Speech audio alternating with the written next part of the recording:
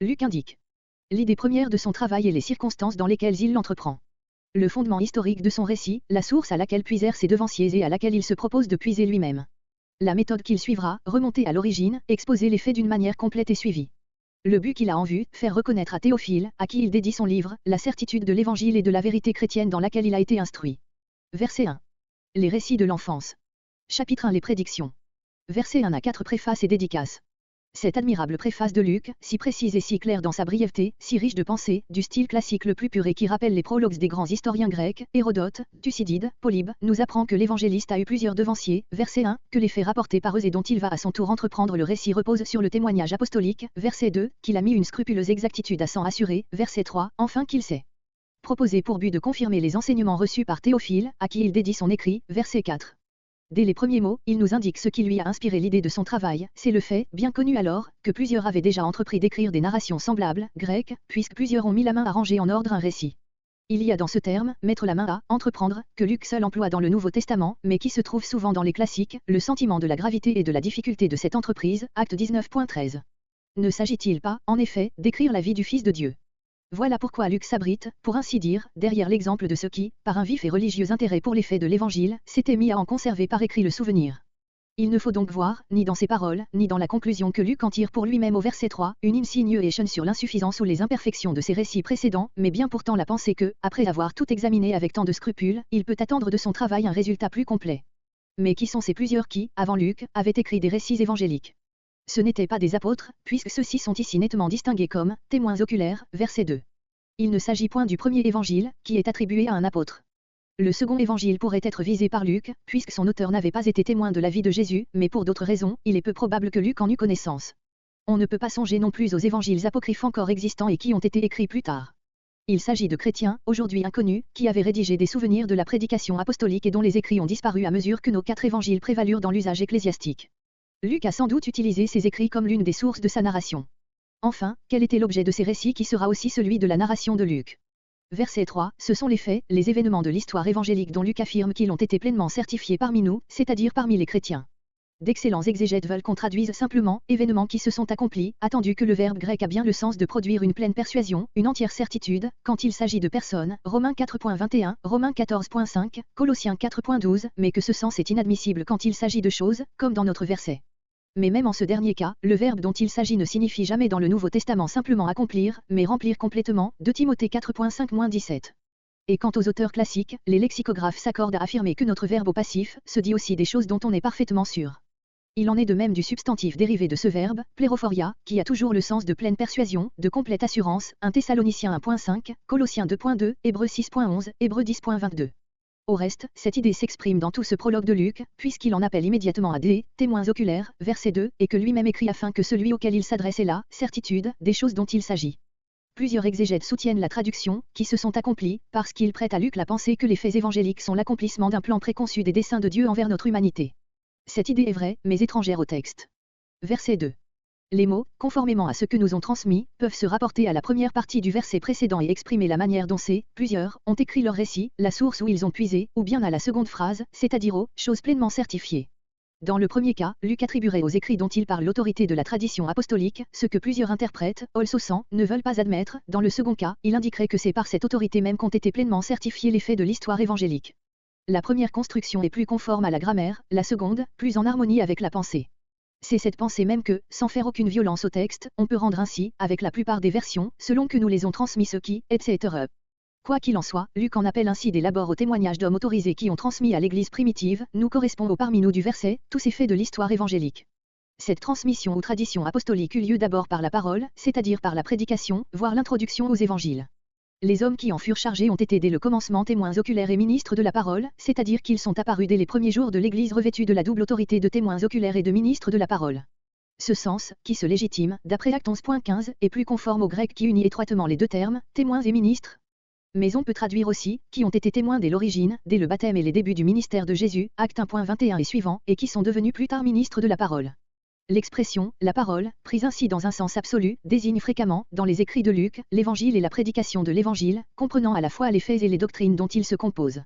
Verset 3. Par ces mots du verset 3, Luc en vient à la conclusion de ce qui précède, ou à sa proposition principale. En disant « moi aussi », il se met modestement au même rang que les plusieurs du verset 1, mais, évidemment, par tout ce qu'il va nous dire de la nature de son travail et du but qu'il espère atteindre, verset 4, il attribue tacitement à son récit une supériorité que l'Église entière a reconnue. Il se sert de trois expressions qui indiquent nettement le caractère complet et approfondi son travail. Les deux premiers de ces termes se rapportent à l'étude des sources où il a puisé, le troisième à la nature de son exposition. Il est remonté jusqu'à l'origine des choses, grecques, depuis en haut.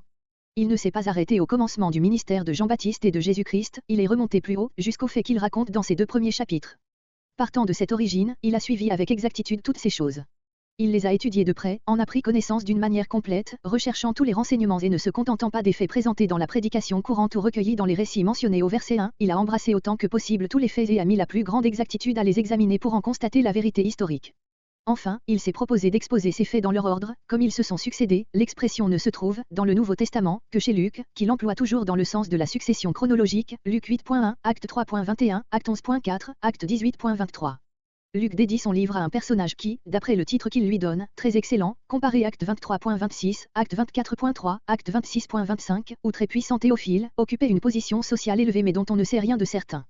La seule tradition qui ait quelque vraisemblance fait de Théophile un chrétien riche et puissant de la ville d'Antioche, voir le commentaire de M. Godet sur l'Évangile de Saint Luc, 3e édition, introduction, page, émoticône n'en croyant pas ses yeux, verset 4. Grec, afin que tu reconnaisses, au sujet des paroles dont tu as été instruit, l'inébranlable certitude. Comme le mot parole signifie fréquemment en grec, selon un hébraïsme bien connu, les choses, plusieurs versions adoptent ici ce sens qui correspondrait à l'idée du verset 1, où pourtant se trouve un autre terme. Il est beaucoup plus conforme à la pensée de Luc de conserver ici la signification ordinaire du mot grec, parole, discours, enseignement. Ce terme désigne, non seulement les faits de l'histoire évangélique, mais aussi les vérités religieuses, les doctrines qui en ressortent nécessairement, comparé 1 Corinthiens 15.1. Cette interprétation correspond seule pleinement à ce mot, dont tu as été instruit, qui signifie, d'après l'étymologie, faire pénétrer un son dans l'oreille, mais qui, selon l'usage constant du Nouveau Testament, suppose un enseignement reçu et non un simple ouï-dire, Acte 18.25, Romains 2.18, 1 Corinthiens 14.19, Galates 6.6. Notre mot catéchumène n'est que le participe du même verbe. Ainsi, après ce qu'il vient de dire des sources d'où il a tiré son récit, fondé sur le témoignage apostolique, du soin scrupuleux qu'il a mis à examiner tous les faits, afin de pouvoir les exposer dans leur ordre, Luc est en droit d'espérer que son livre créera chez ses lecteurs la conviction de l'inébranlable certitude de l'Évangile. Verset 5. Le récit nous initie à l'épreuve intime d'une pieuse famille de sacrificateurs, Zacharie et Élisabeth, tous deux de la race d'Aaron, ont été jusqu'ici privés d'enfants et ils sont avancés en âge, 5 à 7. Une intervention divine met fin à leur épreuve. Apparition de l'ange. Zacharie a été appelé à entrer dans le sanctuaire pour offrir le parfum. Pendant qu'il accomplit cet acte solennel et que la multitude est dehors en prière, un ange lui apparaît, août 2012. La naissance de Jean. L'ange rassure Zacharie et lui déclare que sa prière est exaucée, qu'Élisabeth lui enfantera un fils qui se nommera Jean, sa naissance sera un sujet de joie pour plusieurs, 13, 14. La carrière de Jean. Cette joie sera justifiée, car Jean sera grand devant le Seigneur, austère dans sa vie, rempli du Saint-Esprit, il exercera une action profonde sur son peuple, il sera le précurseur du Sauveur, 15 à 17. Signe et châtiment. Zacharie demeurant incrédule et demandant un signe, l'ange lui déclare qu'il se nomme Gabriel, qu'il est envoyé de Dieu. Il lui donne un signe qui sera en même temps un châtiment, Zacharie restera muet jusqu'à l'accomplissement de la promesse, 18 à 20. Retour de Zacharie auprès du peuple. Le peuple s'étonne qu'il reste si longtemps dans le temple. Quand il en sort, il fait comprendre par des signes qu'il a eu une vision, 21,22. Accomplissement de la promesse.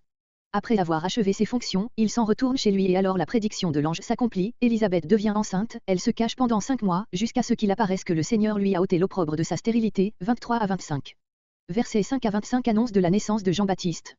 Il y eut, au jour de, tournure hébraïque, fréquente dans l'Ancien Testament. Dès ce verset 5, le style est semé d'aramaïsme. Hérode, surnommé le Grand, voir Matthieu 2.1, note. Le titre de roi de Judée lui avait été décerné par le Sénat romain. Son royaume comprenait toute la Palestine. On voit que, sur cette date, Luc est en parfait accord avec le premier évangile, qui place la naissance de Jésus sous le règne d'Hérode. Il résulte encore de Matthieu 2.19 que Jésus naquit vers la fin de ce règne. Selon Joseph, la mort d'Hérode eut lieu au printemps de l'an 750 de Rome. Zacharie, ce nom signifie « l'Éternel se souvient » et Élisabeth, sa femme, hébreu, Élie-Shéba, serment de Dieu, appartenaient donc l'un et l'autre à la race sacerdotale. Élisabeth avait même hérité du nom de sa première aïeule, la femme d'Aaron, Exode 6.23. Après un silence de 4 siècles, Dieu parle de nouveau, à ce moment décisif de l'histoire. Il ouvre une ère nouvelle de ses révélations, qui désormais ne seront plus interrompues et s'étendront à l'humanité entière. Mais il relie le présent au passé, en choisissant l'organe de ses communications parmi ceux à qui ce rôle était dévolu autrefois. Comme au siècle de la Réformation il prit dans son couvent un moine de l'ancienne Église pour commencer l'œuvre de rénovation, de même il fit naître de la race sacerdotale d'Aaron celui qui devait être le plus grand des prophètes et préparer les voies au Messie issu de la race royale de David. Notre récit attache de l'importance à cette généalogie du précurseur, puisqu'il indique que Jean descendait d'Aaron par sa mère aussi bien que par son père. Luc, pour être plus précis encore, remarque que Zacharie appartenait à la classe d'Abia. Toute la sacrificature était divisée en 24 classes, grecques éphémérides, services quotidiens, dont les membres devaient fonctionner chaque semaine à tour de rôle, une chronique 24.7-10. Celle d'Abia était la 8e, une chronique 24.10. Verset 6. La seconde partie de ce verset explique la première. Selon les notions de l'Ancien Testament, être juste, c'est conformer sa conduite et sa vie aux prescriptions de la loi de Dieu, Jean 1.48. Le terme devant Dieu, Genèse 7.1, est un hébraïsme qui exprime la réalité de cette justice, car il signifie que Dieu la reconnaît et l'approuve. Cette justice, ainsi que le mot irréprochable, n'exclut point le péché, Philippiens 3.6, et n'est point opposé à la grande doctrine biblique de la justification par la foi. Les Israélites pieux le savaient bien, puisqu'ils recouraient sans cesse aux moyens prescrits par la loi elle-même pour obtenir le pardon de leurs péchés et pour s'en purifier. Calvin, après lui, Bengel ont fait entre les commandements et les ordonnances du Seigneur cette distinction, que les premiers signifieraient les préceptes de la loi morale, le décalogue, tandis que les secondes indiqueraient les prescriptions relatives à la loi cérémonielle, au culte, etc. Il n'est pas sûr que cette distinction soit fondée, car le mot traduit par ordonnance signifie proprement ce que Dieu a déclaré juste, ce que Paul appelle le droit de Dieu, Romains 1.32. Verset 7. Grec, avancé dans leur jour, hébraïsme, Genèse 18.11. Cette expression montre que chacun a ses jours qui lui sont comptés, Job 14.5, Psaume 90.12. Du reste, cette remarque sur l'âge des deux époux se rapporte surtout à Élisabeth et au longtemps où elle avait été sans enfant, car Zacharie devait, pour être encore en fonction, avoir moins de 50 ans, Nombre 8.25. Verset 9. Les mots, dans l'ordre de sa classe, désignent le rang où chaque classe de sacrificateur était en fonction, verset 5 note, ce rang restait toujours le même. Mais, en outre, la coutume ou l'usage voulait que, entre les sacrificateurs de service, chacune des diverses fonctions fût attribuée par le sort. De cette manière rien, dans ces fonctions saintes, n'était livré à l'arbitraire humain, rien ne pouvait provoquer des jalousies entre les sacrificateurs. Il échut donc ce jour-là à Zacharie le privilège d'entrer dans le sanctuaire et d'offrir le parfum. Cette offrande avait lieu chaque jour, le matin et le soir, sur un autel spécial situé au fond du sanctuaire, tout près du voile qui fermait le lieu très saint, Exode 30.1 et suivant. Pendant que le sacrificateur remplissait cette fonction, le peuple attendait dans le parvis extérieur, verset 21, et adressait à Dieu des prières, dont la fumée de l'encens, montant vers le ciel, était le symbole, Luc 1.10, Apocalypse 8.3-4, note. Verset 11. C'est avec l'apparition de cet ange que s'ouvre la série des faits surnaturels racontés dans ces premiers récits de Luc. Ceux-là seuls pourraient les trouver étranges qui ne croient pas au grand mystère de piété, auquel ces faits se rattachent tout, Dieu manifesté en chair, 1 Timothée 3.16. Au moment où la parole éternelle s'unissait à notre humanité, Jean 1.1.14, devaient se produire ces manifestations du monde des esprits qui ne sont point nécessaires en des temps ordinaires. Also 100. On voit du reste, par ces détails précis, qu'un témoin oculaire seul peut avoir conservé, que l'évangéliste raconte, non une vision, mais un fait réel, l'ange lui apparut, se tenant debout, au côté droit de l'autel.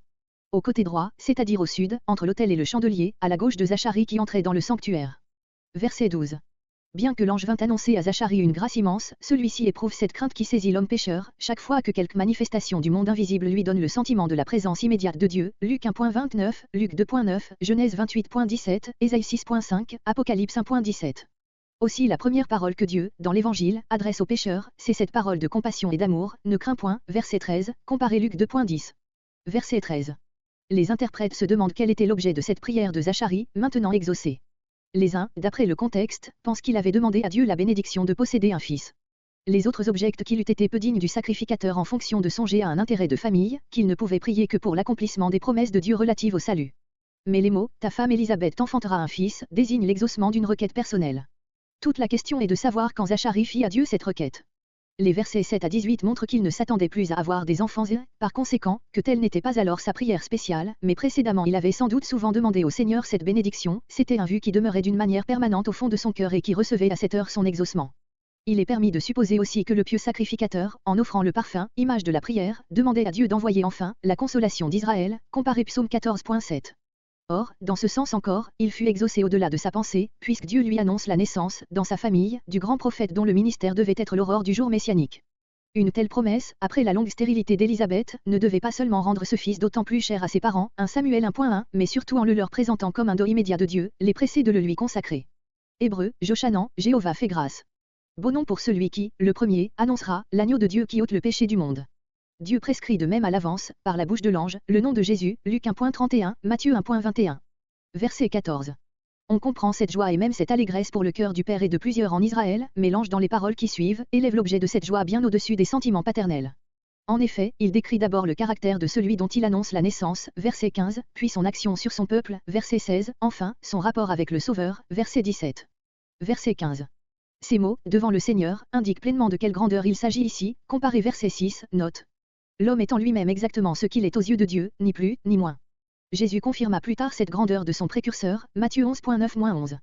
Ne boire ni vin, ni cervoise, liqueur fermentée faite de divers fruits, autres que le raisin, était l'une des abstinences que s'imposait le nazir ou naziréen, c'est-à-dire celui qui était séparé, ou mis à part et consacré au service de Dieu.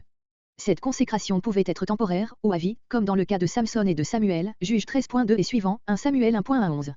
On peut lire l'ordonnance relative à cette vocation spéciale dans le livre des Nombres, Nombre 6.1-21. Tel devait être Jean-Baptiste. Comme prophète appartenant encore à l'Ancienne Alliance, il devait prêcher la repentance, non seulement par ses paroles, mais par la pratique du naziréat, en attendant que ce type, comme tous ceux de la loi, fût aboli par celui qui, au milieu du monde, vainquit le monde. Cette abstinence aura pour compensation le fait qu'il sera rempli de l'Esprit Saint, renonçant à tout excitant charnel, il possédera le stimulant le plus élevé et le plus pur, comparé Éphésiens 5.18. Il y a dans ce terme, grec, encore dès le sein de sa mère, c'est-à-dire quand l'enfant sera encore dans le sein, quelque chose de mystérieux dont on ne peut se rendre compte, ni par des restrictions, ni par des spéculations sur la possibilité de l'action de l'esprit dans un être qui n'a encore ni intelligence ni réceptivité. Mais, qui peut tracer la limite au-delà de laquelle l'influence de l'Esprit de Dieu ne saurait s'exercer. Comparez versets 41 à 44, pensée consolante, en tout cas, qui montre ce que des parents pieux peuvent attendre de la miséricorde de Dieu pour les enfants objets de leur prière. Verset 16. Grec, il fera retourner, convertira. Ce qui suppose que, comme tous les hommes, ils s'étaient détournés de lui par leurs péchés. Verset 17.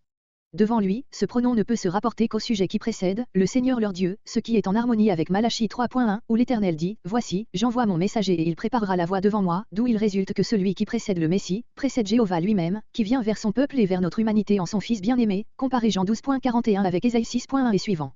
C'est encore dans Malachie 4.5, que le précurseur est annoncé comme un second Élie. Le peuple à l'époque du Sauveur, se fondant sur cette prophétie, attendait la réapparition du prophète, Matthieu 17.10, Marc 6.15, Jean 1.21. L'ange dit que le précurseur sera revêtu de l'esprit et de la puissance de ce prophète, il en aura la force et l'énergie d'action, parce qu'il sera animé du même esprit.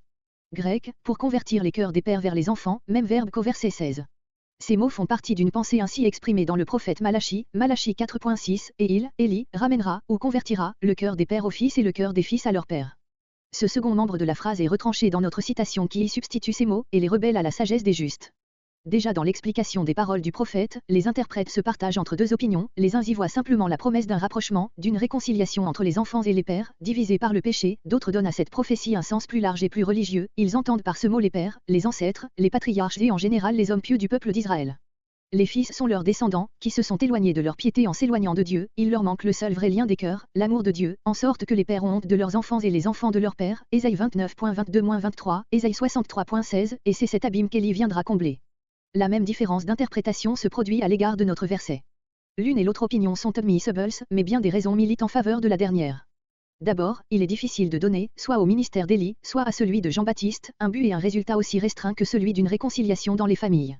Ensuite, après cette action puissante attribuée au précurseur, la conversion de plusieurs en Israël, verset 16, comment donner au même verbe un sens si différent dans le verset qui suit. Verset 17. Enfin, n'est-il pas évident qu'en substituant à ces mots du prophète, et le cœur des fils à leur père, ceux-ci, et les rebelles à la sagesse des justes, l'ange généralise la pensée et attribue au précurseur une influence beaucoup plus vaste et plus religieuse. Les rebelles ne sont pas ici les fils, mais les incrédules en général, qu'il s'agit de convertir, afin qu'il ait la sagesse des justes, seule vraie sagesse, puisqu'elle consiste pour l'homme à retrouver l'harmonie avec Dieu.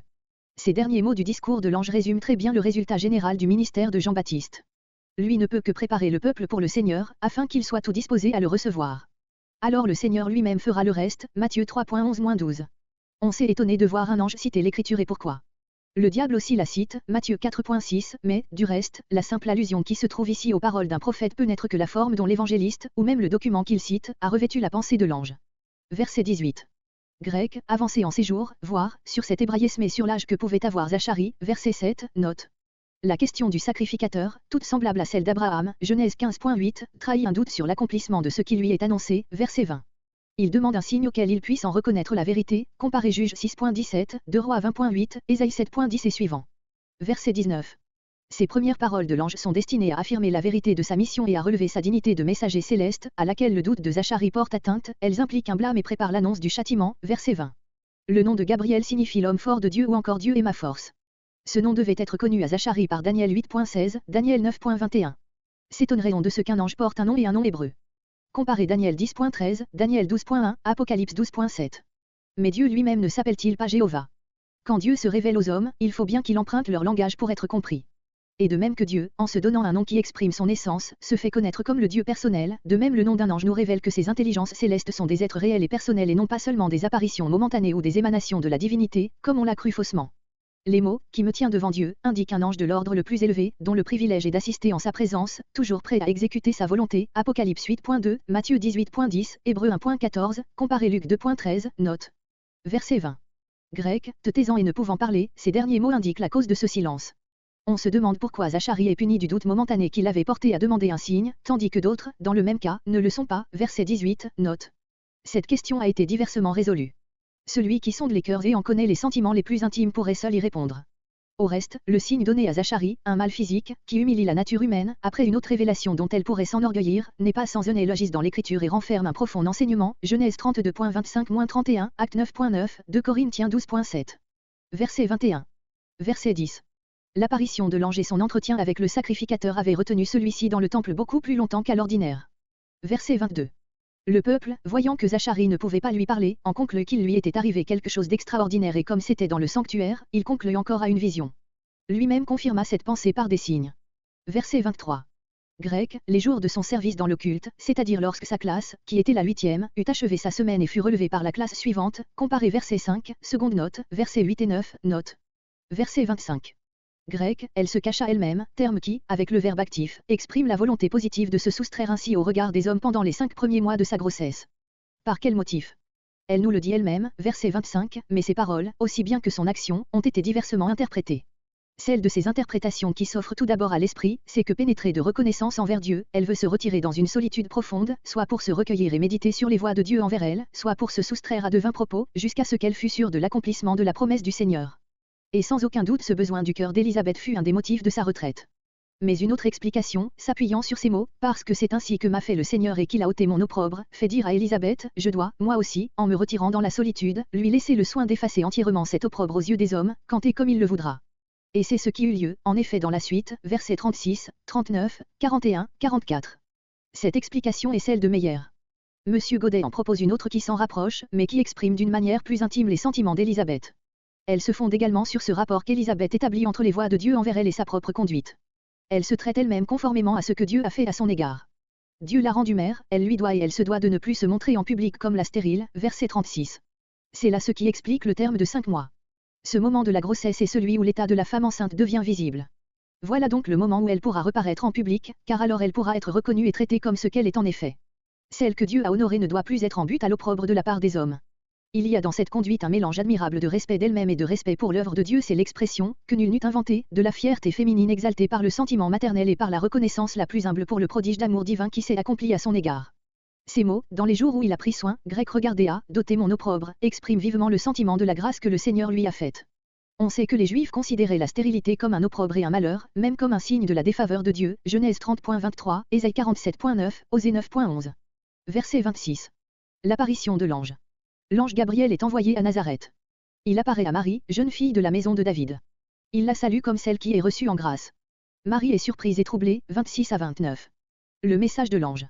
L'ange lui fait part de son message, elle enfantera un fils, qui s'appellera Jésus, sera fils du Très-Haut et régnera éternellement, 30 à 33. Comment ce message est reçu? Marie reçoit cette promesse avec foi, mais avec l'étonnement qu'elle devait provoquer dans son cœur de vierge. L'ange lui annonce que ce miracle s'accomplira par la puissance du Saint-Esprit et que pour cela l'enfant auquel elle donnera le jour sera appelé fils de Dieu. Afin d'affermir sa foi, il lui apprend que sa parente Élisabeth est dans le 6e mois de sa grossesse. Alors Marie se soumet avec humilité et simplicité à la volonté du Seigneur, 34 à 38. Versets 26 à 38 annonce de la naissance de Jésus.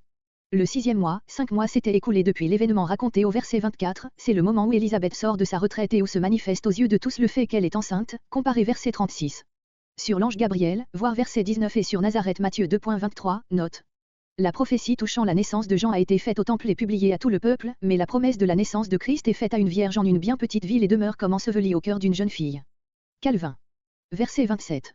Les mots « de la maison de David » peuvent se rapporter à Marie ou à Joseph, ou à tous les deux. Si, comme le prétendent plusieurs interprètes, ces mots ne concernent que Joseph, il n'en reste pas moins évident qu'aux yeux de notre évangéliste la mère du Sauveur descendait de David, versets entre 32 et 69. Comparez Luc 3.23, note. Ainsi, de même que Dieu rattachait la nouvelle alliance à l'ancienne en faisant naître Jean-Baptiste de la race sacerdotale d'Aaron, de même il fait surgir le Sauveur annoncé par les prophètes du sein de l'ancienne famille royale israélite, comparé verset 32, note. Luc, en racontant que Marie était alors fiancée à Joseph, est pleinement d'accord avec Matthieu, Matthieu 1.18. On a prétendu cependant que l'annonce de l'ange à Marie est inconciliable avec les soupçons que conçut ensuite son fiancé et la nécessité de la révélation qui lui fut faite à ce sujet, Matthieu 1.19 et suivant. Mais qui nous dit que Marie fit part du message de l'ange à son fiancé? Il est permis de douter que, même dans ce cas, Joseph eût cru sur sa simple parole à un miracle aussi inouï. D'après Luc, verset 39, Marie se rendit aussitôt avec hâte au pays des montagnes auprès d'Élisabeth sa parente, emportant avec elle la précieuse révélation qu'elle avait reçue, et ce ne fut qu'à son retour dans sa maison, environ 3 mois après, verset 56, que Joseph put se préoccuper des pensées que Matthieu lui attribue, car alors l'état de sa fiancée n'était plus un mystère, la promesse de Dieu était en voie de s'accomplir. Verset 28. Grec, toi qui es gracié, qui est l'objet de la grâce, de la faveur de Dieu. C'est le même mot qui est appliqué à tous les croyants, Éphésiens 1.6, où quelques versions le rendent par « il nous a reçus en grâce », d'autres « rendus agréables en son bien-aimé ». Ce sens est sans aucun doute applicable à Marie, qui, comme tous les hommes, ne pouvait être sauvée que par grâce, mais on peut admettre que l'ange lui promettait en ces termes la grande bénédiction spéciale qui allait lui être accordée, comparé verset 30. C'est pourquoi l'ange ajoute « le Seigneur est avec toi ».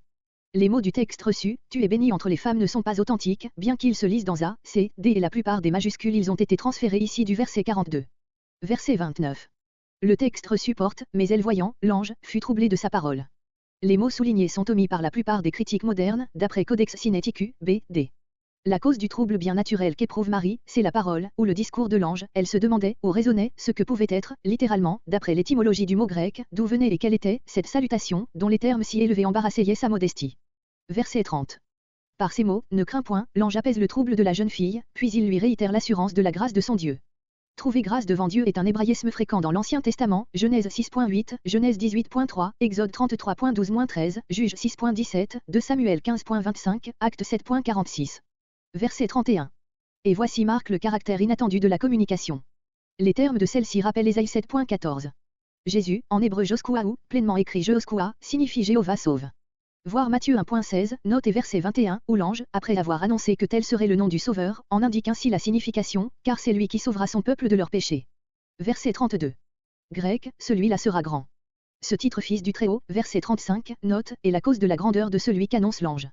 Mais il sera grand, même en présence des hommes, par sa sainteté, sa puissance, son amour, comparé verset 15.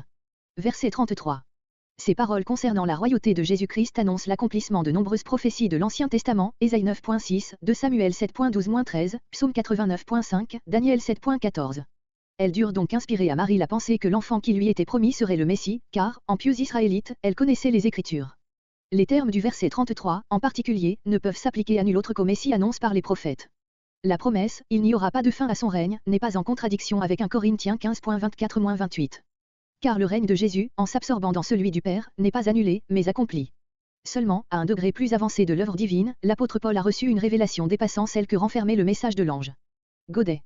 Verset 34. Connaître n'est point pris ici dans son sens ordinaire, mais exprime par un hébraïsme très usité, Matthieu 1.18-25, Genèse 4.1, la consommation du mariage.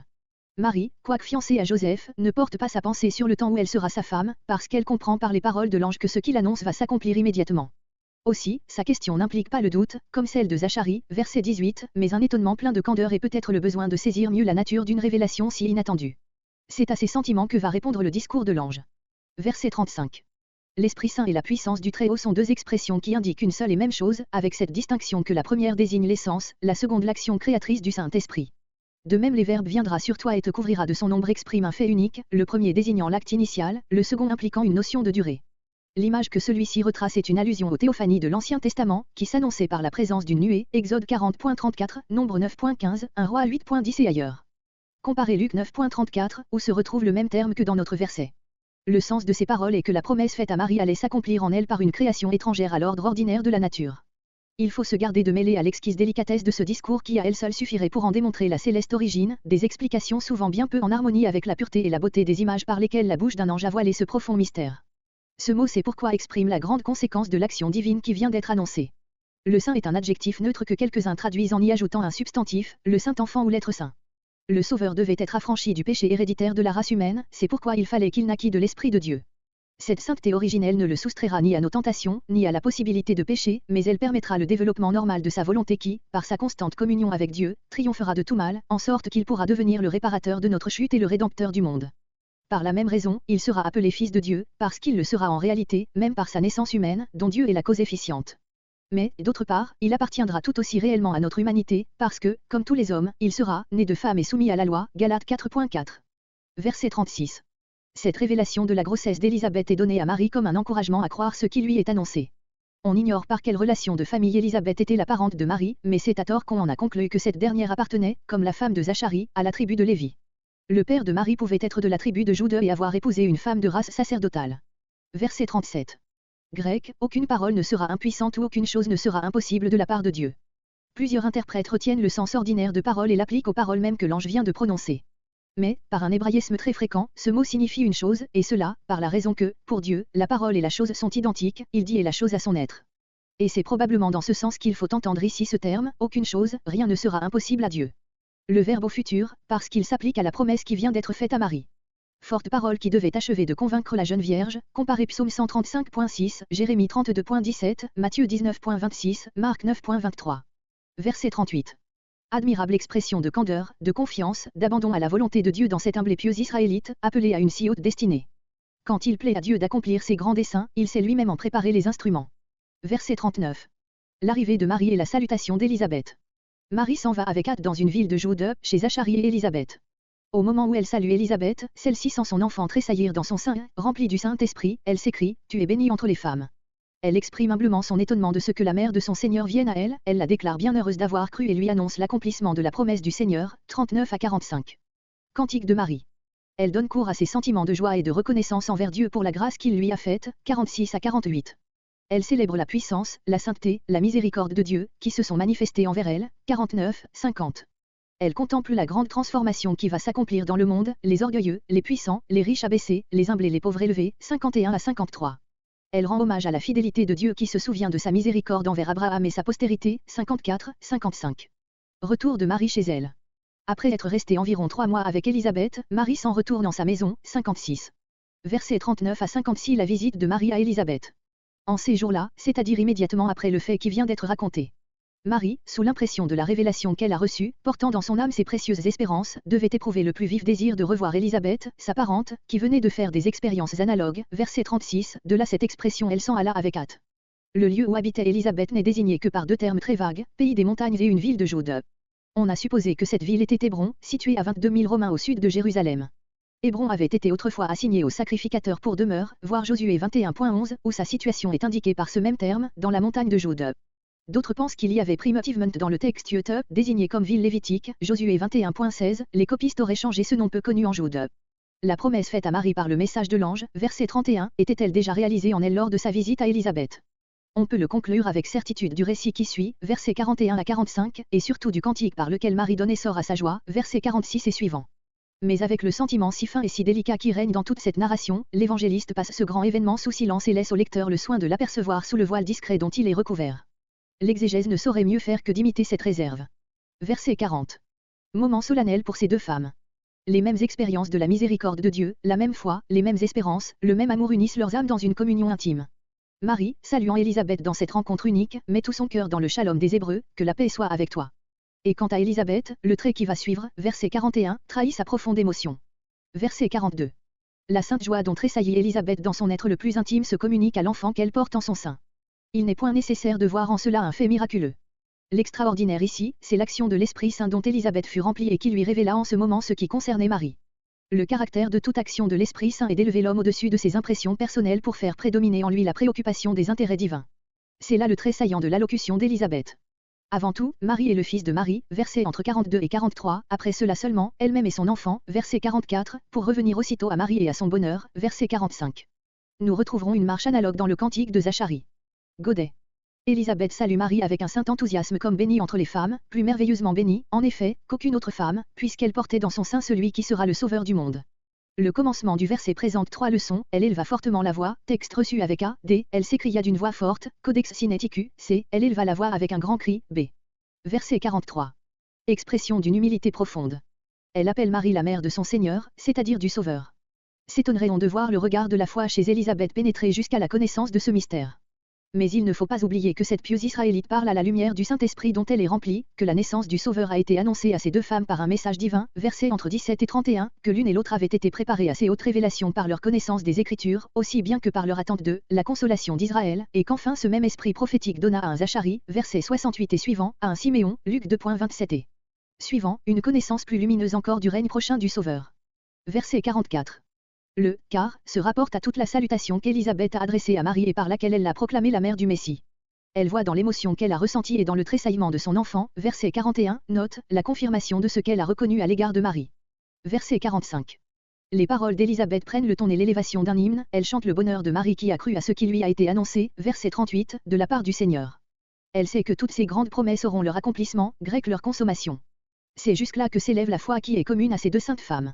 On peut traduire ce verset comme nous l'avons fait dans le texte, heureuse, parce que tout sera accompli, ou bien de cette manière, heureuse celle qui a cru que tout aura son accomplissement. La première de ces deux constructions est plus en harmonie avec l'élévation et l'énergie de la pensée. Verset 46. Marie chante les grandes choses, verset 49, que le Seigneur lui a faites, et, comme Élisabeth, verset 41, bien que le récit ne le dise pas expressément, elle parle sous l'influence de l'Esprit Saint.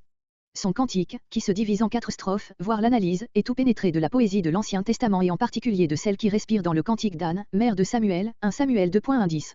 Il en devait être ainsi, l'âme pieuse, dans les moments les plus solennels de sa vie intérieure, trouve toujours dans les paroles de l'Écriture l'expression la plus vraie de ses sentiments. Il y a même là une preuve de la vérité historique des récits de Luc. Un inventeur postérieur de ces scènes touchantes n'aurait pas manqué de mettre dans la bouche de Marie des paroles plus en harmonie avec l'esprit de la Nouvelle Alliance. Verset 47.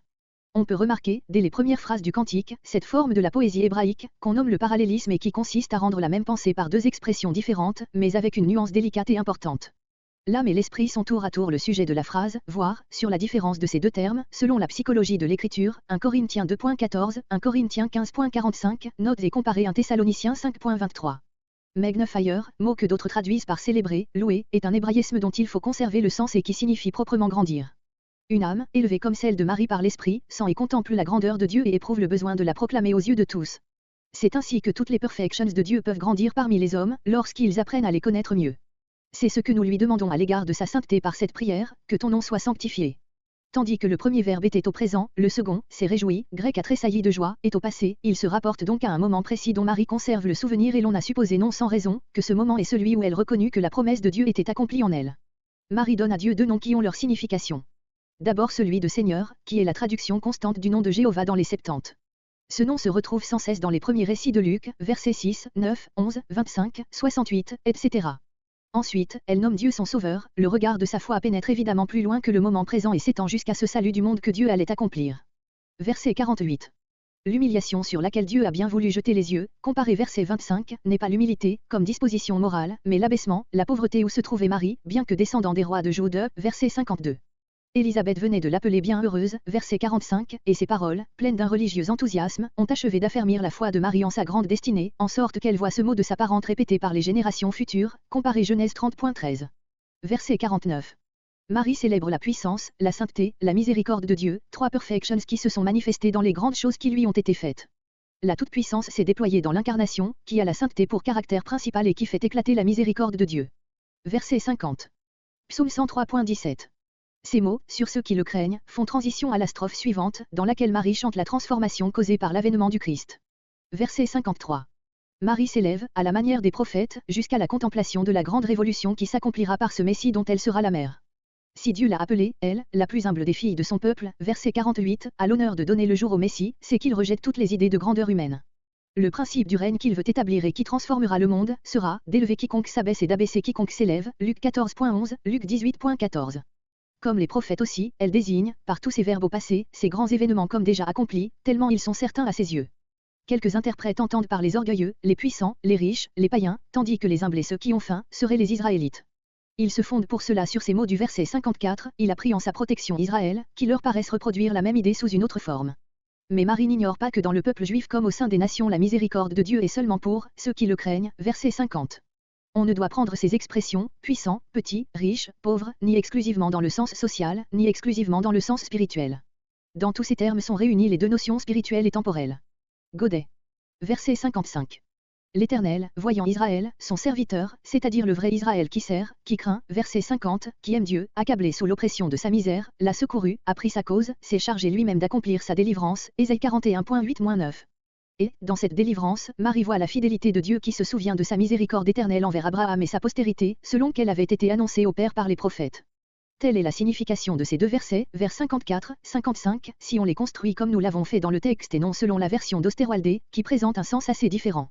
Abraham et sa postérité sont représentés comme étant également les objets de la miséricorde de Dieu dans l'accomplissement des promesses qui avaient été déjà faites à ce patriarche, verset 73, comparé Michée 7.20, Ésaïe 29.22 et suivant, Jean 8.56.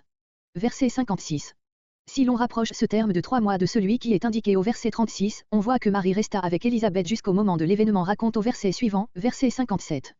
La quittate elle avant ce moment solennel. Le fait qu'elle n'est pas nommée dans la suite du récit, verset 58, semble l'indiquer et pourtant cela ne paraît guère naturel, car la naissance du fils d'Élisabeth avait à ses yeux trop d'importance pour qu'elle ne désirât pas y assister. Verset 57. La naissance. Le narrateur raconte la naissance du fils d'Élisabeth et décrit la joie des voisins et des parents, 57, 58. La circoncision.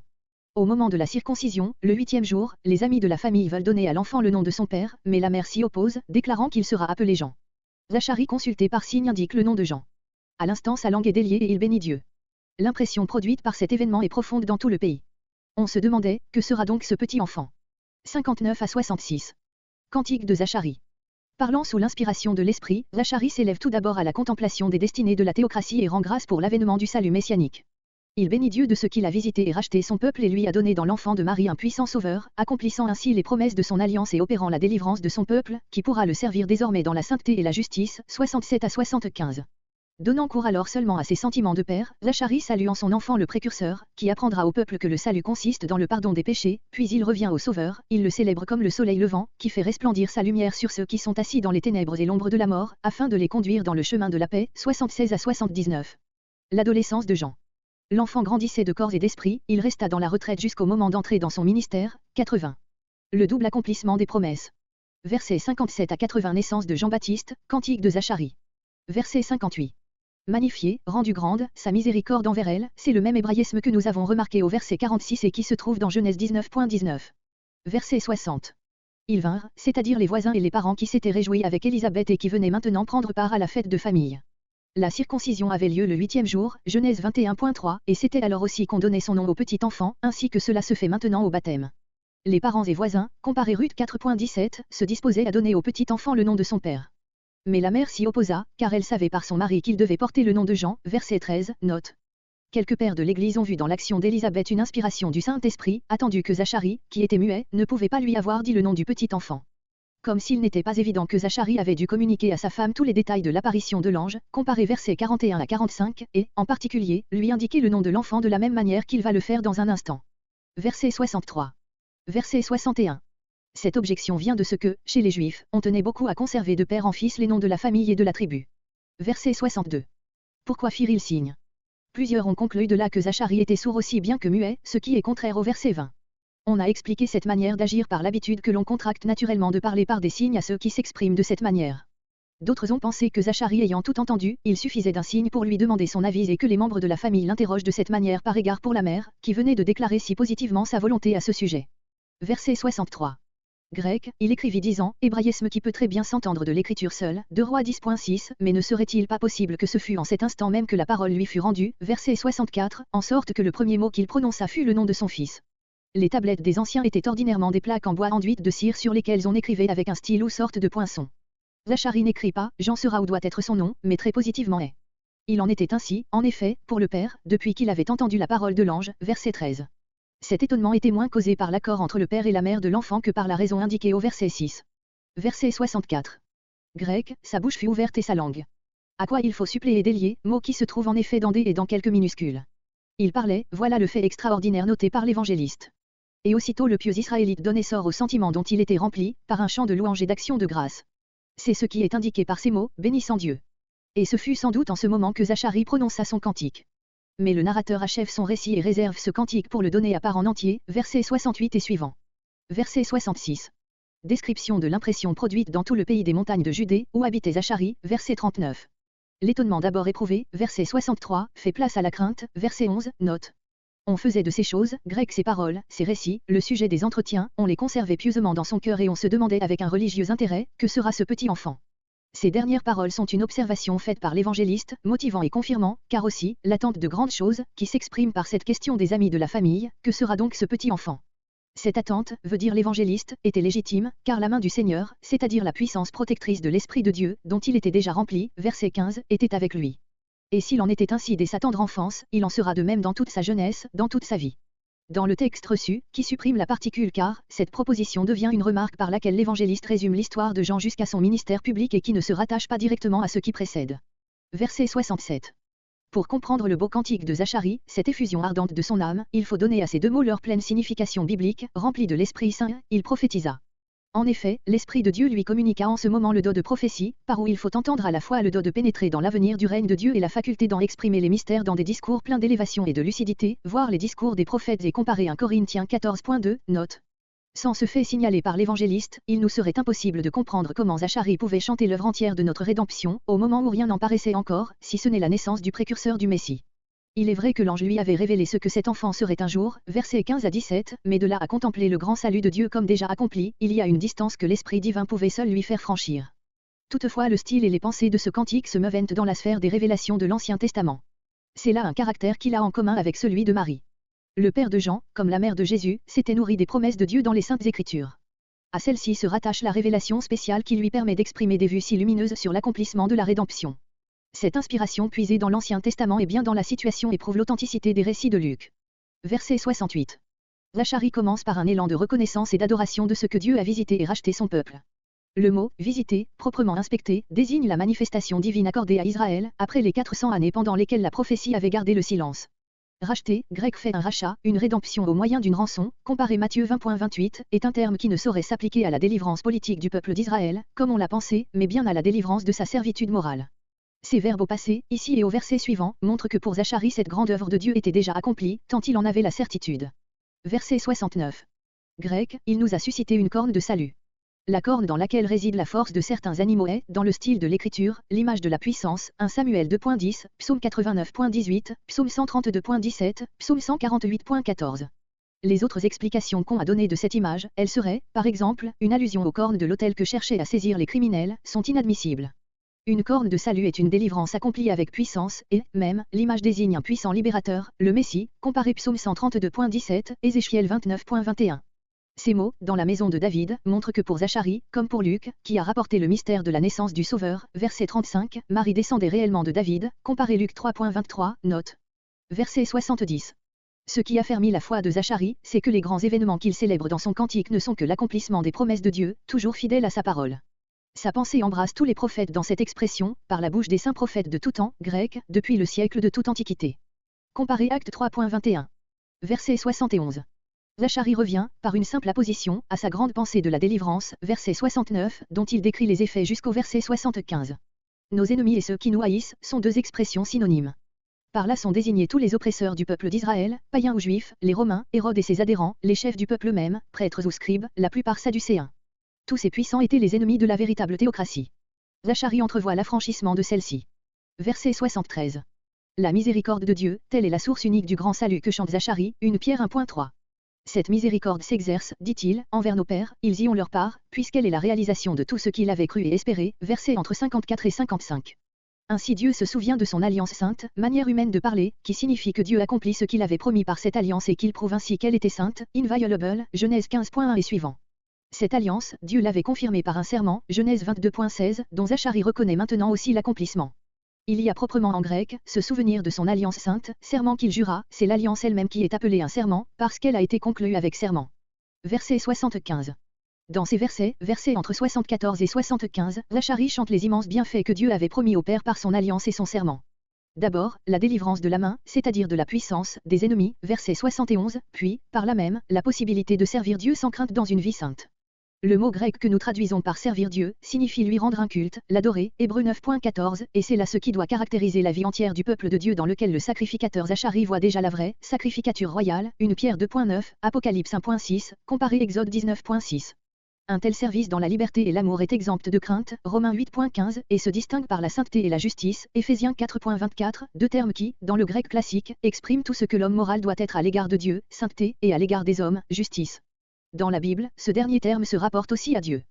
D'après Weiss, le premier désigne la consécration intérieure, le second l'accomplissement des obligations qui en découlent. D'après M. Godet, le premier s'applique à la pureté, l'absence de souillure, le second à la pratique positive de ce qui est bien. La vie, ainsi renouvelée, ne l'est point à l'extérieur seulement, mais en sa présence, devant Dieu, verset 6, note. Elle n'est point non plus réservée à certains temps ou à certains jours, mais doit remplir tous nos jours. Le texte reçu porte tous les jours de notre vie, les mots de notre vie ne sont pas authentiques. Verset 76. Jusqu'ici la pensée du pieux sacrificateur ne s'est portée que sur les grands intérêts de la théocratie, dont il a chanté la délivrance et le renouvellement, maintenant elle s'abaisse avec émotion sur le petit enfant qui remplira un rôle si important dans cette œuvre de Dieu. Mais bientôt elle s'élèvera de nouveau, de celui qui ne sera que le précurseur, jusqu'au seul libérateur qui accomplira la grande délivrance. Jean sera prophète du Très-Haut, tandis que le Messie est fils du Très-Haut, verset 32, mais Jésus, confirmant la parole de Zacharie, déclarera que le fils de ce sacrificateur est, plus qu'un prophète, Matthieu 11.9. Le Seigneur désigne ici le Messie dont Jean doit préparer les voies, Matthieu 3.3, Luc 3.4, mais Zacharie ne le nomme ainsi que parce qu'il voit en lui, d'après la révélation de l'ange, Jéhovah qui avait dit, je vais envoyer mon messager et il préparera le chemin devant moi. Voir verset entre 16 et 17, note. Verset 77. Donner au peuple la connaissance du salut, de ce même salut dont Zacharie a déjà parlé, verset entre 69 et 71, était la vraie manière de préparer les voies du Seigneur.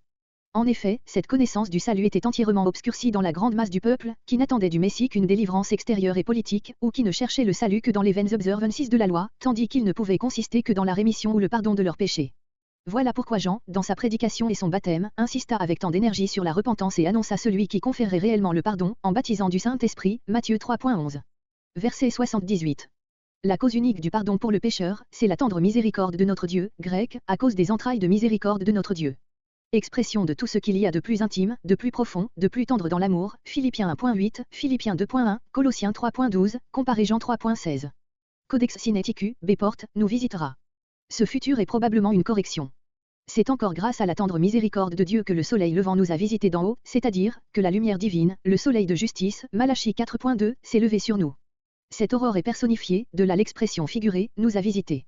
On a essayé de donner au mot que nous traduisons par soleil levant, que d'autres rendent par orient d'en haut, le sens de germe, comparé Zacharie 3.8, Zacharie 6.12, où les Septante emploient le mot en ce sens. Mais comme le rôle qui lui est attribué ici, c'est d'éclairer, verset 79, il s'agit évidemment du soleil levant, de cette lumière qui dissipe les ténèbres du monde moral, verset 79, et dont il est fréquemment parlé dans les Écritures, Ésaïe 60.1, Jean 1.5, Jean 8.12. Verset 79. Voir Matthieu 4.16, note.